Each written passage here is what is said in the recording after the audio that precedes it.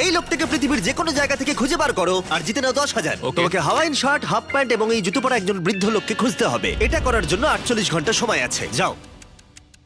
আমি যাব ওকে আমি এখন যাচ্ছি কাবো, কারণ আমার ছবি দেখে মনে হচ্ছে লোকটা সমুদ্রের কাছাকাছি থাকে। আমি এই মিস্টার ইমোজিকাইকে খোঁজার জন্য যা খুশি তাই করতে পারি। যখন আমি প্রথম মেক্সিকো গেলাম, প্রথমেই আমি একটা বোট রেন্ট নিলাম। আমি অনেকগুলো বয়স্ক মানুষ দেখলাম, কিন্তু কেউ তাদের মধ্যে হাওয়াইন শার্ট পরেছিল না। ওরা ওখানে অনেকজন ছিল, কিন্তু তাদের মধ্যে কেউই একটা হাওয়াইন শার্ট পরেছিল না। আমি একটা পারফেক্ট ম্যাচ খুঁজে তো পেলাম, কিন্তু উনি এটা খেলতে চান না।